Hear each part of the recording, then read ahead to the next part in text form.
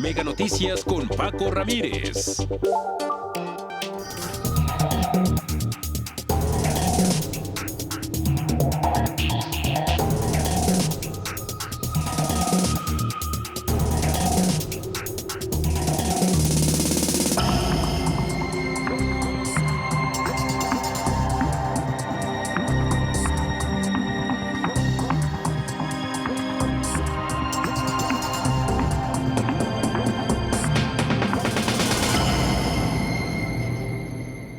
Oiga, México presume estabilidad, pero la deuda alerta.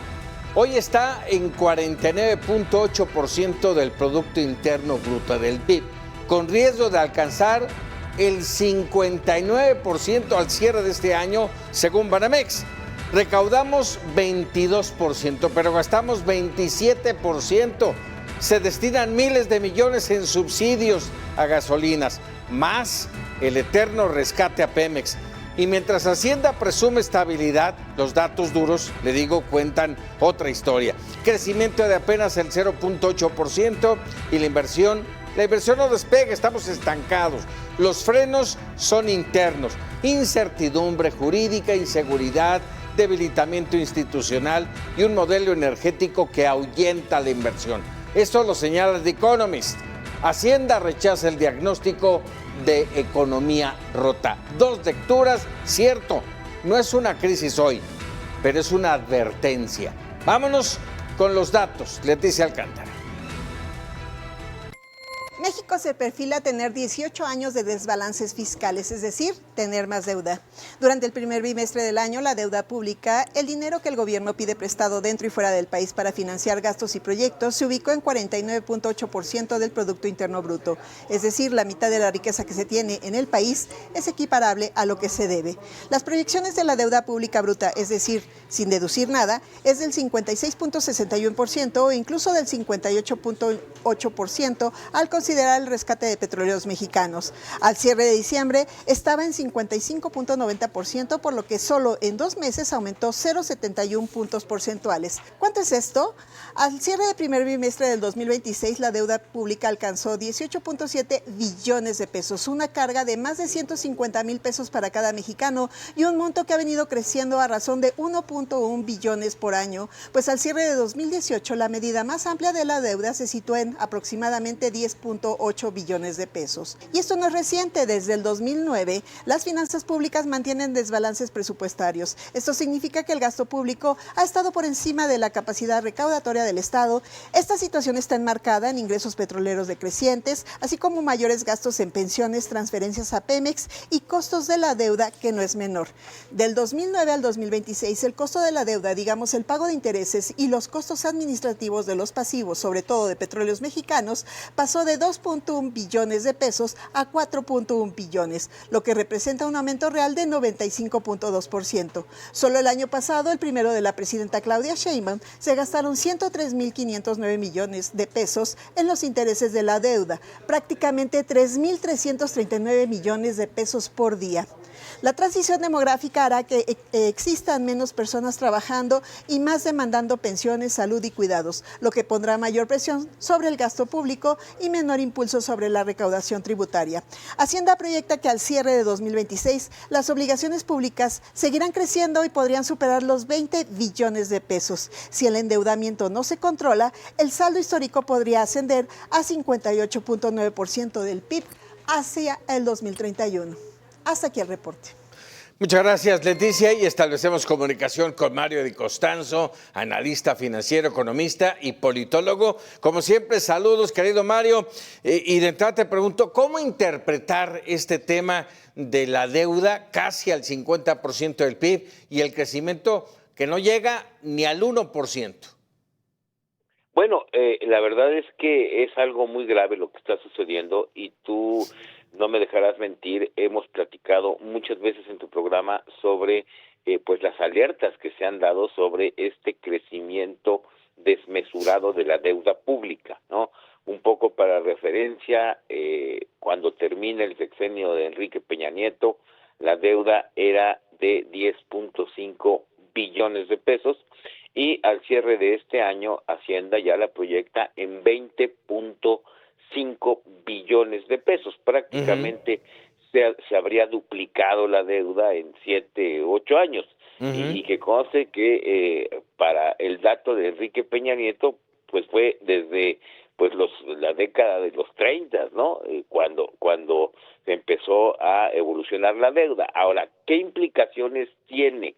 Bueno, pues no solamente que endeuda a futuras generaciones de mexicanos, sino que pone en riesgo, muy en riesgo, a las finanzas públicas y a la nota soberana del país. Ahora, ¿cómo controlar esa deuda? Que ese es uno de los grandes problemas.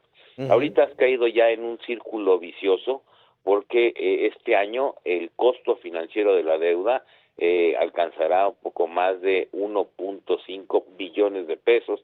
Estaremos pagando a razón de 4,100 millones de pesos diarios por concepto de intereses. El problema es que mucho de este gasto que tienes tú se considera como irreductible, es decir, no es tan fácil que lo puedan detener. Ya lo mencionaban, el gasto en pensiones, por ejemplo, en donde el gobierno paga en pensiones, entre pensiones contributivas y no contributivas, cerca de 2 billones de pesos al año. Entonces, pues ese es un gasto irreductible, ¿no? ¿Qué estamos viendo? Que el gobierno, para no caer en un mayor déficit, está cortando pues lo más grave en la economía, que es el gasto en inversión. Cuando una economía no invierte, cuando el gobierno deja de invertir en proyectos de infraestructura, pues nos pasa lo que nos está pasando, que no crecemos. Entonces, al no crecer, pues la deuda se va haciendo mucho más grande como proporción de la economía.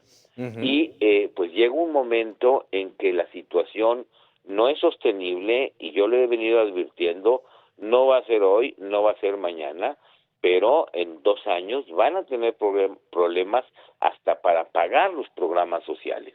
¿Por qué? Pues porque si no... Sí, a ver, en este sentido, Mario, hay alertas, hay muchas. Este tema de la deuda es una alerta. Hace apenas unos días, The Economist, en un editorial, marcaba la situación de México, y que sí, efectivamente tenía problemas que venían del exterior, pero que principalmente sus problemas estaban aquí adentro. Bueno, sí, en efecto, yo lo he sostenido, que lo único que vino a hacer Trump es agravar una crisis que México ya tenía. ¿Y por qué? Porque desgraciadamente las reformas que se han hecho, la reforma judicial, la desaparición de los órganos autónomos, ha generado falta de certidumbre jurídica para la inversión, y por eso es que no crece el país. Al no haber inversión, pues no hay fuentes de empleo, empieza a crecer la economía informal, empiezan a crecer los empleos informales, y el hecho de que haya empleos informales es, además de que la persona pues no va a contar con la seguridad social, pues evidentemente no se pagan los impuestos, no recauda el Estado los impuestos que tenía que recaudar, y con el gasto tan grande que tiene, pues va entrando en un círculo, yo te diría, muy malo, porque empieza a crecer la deuda geométricamente, es decir, pues los gastos no se pueden detener, y por el otro lado, pues no, los ingresos empiezan a ser menores, y si a eso le agregamos periodos de inestabilidad como lo que estamos viendo, que sube el costo de los energéticos, sube la inflación, el Banco de México, que debería de estar haciendo todo lo contrario, es decir, subir la tasa de interés para tratar de detener la inflación, no lo puede hacer o no lo quiere hacer, porque si sube la tasa de interés, pues aumenta el costo financiero, los intereses para pagar del gobierno, ¿no? Es como si a ti tienes una deuda en tu tarjeta de crédito y de repente te suben la tasa de interés, pues menos vas a poder pagar. Entonces es un ciclo muy complicado. Tú recordarás que constantemente el gobierno gasta más de lo que tiene. Si algo se ha caracterizado a la 4T es gastar mucho más. Anteriormente se cuidaba mucho el manejo del déficit, nos llamaban neoliberales, porque se cuidaba el equilibrio de las finanzas públicas, algo que se ha descuidado totalmente, y es transferirle deuda a miles y yo te diría millones de mexicanos que van a tener que pagarla, porque esto tarde o temprano se va a tener que pagar. Y yo te añadiría, a eso se le agrega que la inversión que ha hecho el gobierno en sus famosas megaobras no son rentables, pierden dinero. Ya lo veíamos hoy, que el Tren Maya acumula pérdidas por más de 8,127 millones de pesos en 2 años de operación. Oye, Eso Mario, significa ¿y no lo quiere ver el gobierno? O sea, no lo ve. No puede ser que esto lo vean los analistas, la gente que está metida como tú en todo este tema económico, y que el gobierno no lo vea y no le ponga remedio. ¿O a qué le tiene miedo? El gobierno sí lo ve, pero el gobierno sabe que pues si deja de dar los programas sociales pierde las elecciones. Y voy a ser muy franco contigo, Paco, en 2024 la deuda ese año creció casi 2.4 billones de pesos. ¿Por qué? Pues porque sabían que estaban en un periodo electoral y le abrieron todavía más la llave al gasto. Pues inaudito que pues Morena haya querido comprar las voluntades de la gente, y yo no estoy en contra de los programas sociales, pero estos deben de ser sustentables y autofinanciables.